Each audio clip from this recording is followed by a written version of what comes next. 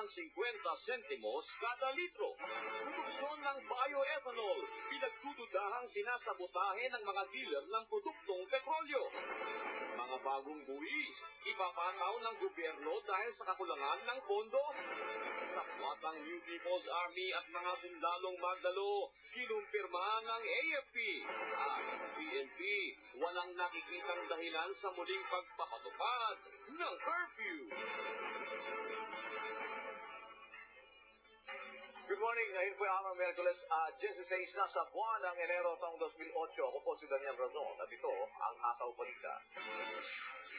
Bababa ang presyo ng crudo ng 50 sentimo kada litro sa unang araw ng Pebrero. Ito ang magandang balita ng Department of Energy kasunod ng ibinabang taripa sa inaangkat na produktong petrolyo.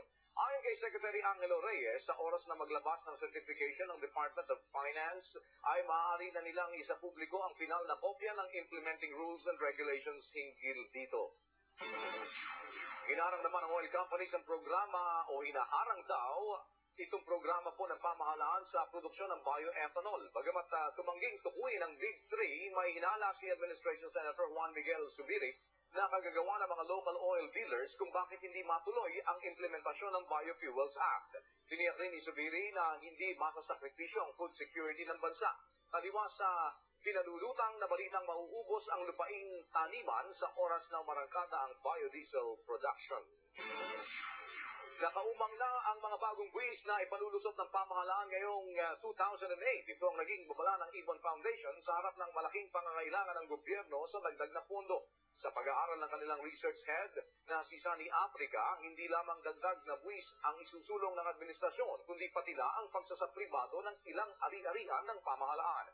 Ginawang batayan ni Africa ang sitwasyon noong nakalipas na taon, kung saan prioridad pa rin ng gobyerno ang debt servicing at paglalaan ng malalaking budget sa militar.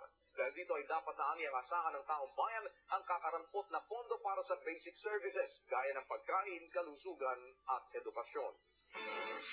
Malacanang hindi naman apektado ng umano'y nagbabanta ang kaguluhan. Sa halip ay pinagtuunan ng pansin ng National Security Council ang pagre-review sa kampanya kontra katiwalian.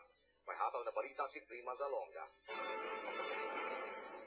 Susuri ng National Security Cabinet Group at National Anti-Poverty Cabinet Group ang mga programa kontra sa kurakot at para sa kabuhayan.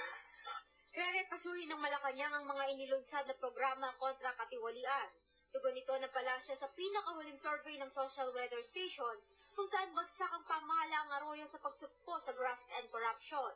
Samantala, rerepasuhin natin mga programa ng Presidential Anti-Graft Commission, Department of Finance at Department of Budget and Management upang maging mas malinis ang palakad ng pamahalaan at pasigurong mapunta sa taong bayan ang lahat ng biyaya mula sa lumalagong ekonomiya at kaban ng bayan. Kasama rin naman na dito ang masigasig na pag-iimbestiga at pagtanggal sa mga tiwaling opisyal. Ipinahayag din ng Pangulo sa pulong ng National Security at Anti-Poverty Cabinet Group kahapon ang panawagan nito sa Senado at Kamara na ipasa na sa lalong madaling panahon ang national budget. Kailangan din ito upang matapos ang mga patubig, farm-to-market roads, bago dumating ang sunod na taniman. Sa gayon naaangat ang kita ng magsasaka at nadaming pagkaing abot kaya. Prima Salonga para sa Hataw Balita ng UNTV News Worldwide. Mga ayaw papigil na reporters gagamitan ng kamay na bakal sakaling mangulit sa mga kritikal na senaryo. May hataw na balita si Victor Gosare. Gagamit ng puwersa ang PNP kung kakailanganin sa mga mamamahayag na magko-cover sa mga emergency situations kagaya ng nangyaring standoff sa Manila Pen. Ayon kay Police Chief Superintendent Silverio Alarcio ng Directorate for Operations, kung magmamatigas ang media na lisanin ang lugar na may nagaganap na police operations sa kabila ng pakiusap ng pulisya, di mag-aatubili ang PNP na gamitan ng puwersa at arestuhin ang media. Pag-usapan, pag hindi sumunod, pag-usapan ulit. But ang final option para hindi maging biktima is gamitin ng counting force para hindi siya masama na maging biktima. Muling umusok ang bangayan ng pulis at media matapos magpalabas ng babala si Justice Secretary Raul Gonzales sa mga mamamahayag na huhulihin pag hindi makikinig sa mga otoridad tuwing nagko-cover ng emergency situations. Umani naman ito ng batiko sa local at foreign media. Inilabas ni Gonzales ang advisory kasabay ng pag-uulat sa panibagong destabilization plot laban sa Arroyo government na itataon sa pagdiriwang ng Mindiola Massacre at EDSA 2 anniversary. Pero ang naturang power grab threat ay hindi naman dapat ika-alarma ayon sa gabinete ng Pangulo. It's an ongoing concern. And it's not, well, we always take it seriously, pero hindi ganun ka-alarming ang state ng destabilization. We continue to monitor these allegations of these staff, and we feel that the possibility is remote, although we're not taking any chances. Sa anibersaryo ng EDSA 2 at Mindiola Massacre, 10,000 pulis ang ikakalat sa Halakhang, Maynila. Victor Cosare para sa Hataw Balita ng UNTV News Worldwide. Pagpapatupad ng curfew, handang irekomenda ng PNP sa oras na tuluyang uminit ang sitwasyon. May Hataw na balita si Brian De Paz.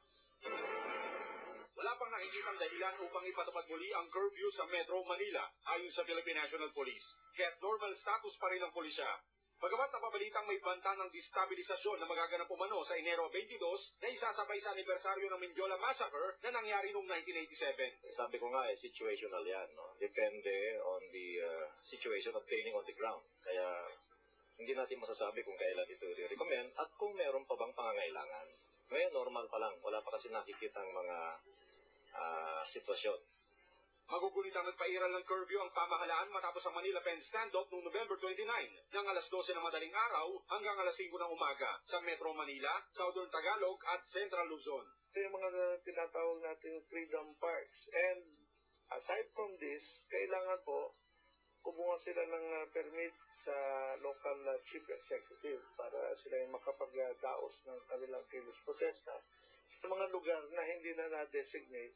Maging ang pagpapatupad ng maximum tolerance sa mga magsasagawa ng kilos protesta sa 22 at sa anibersaryo ng EDSA 2 ay mahigpit na ipaiiral ng pulisya.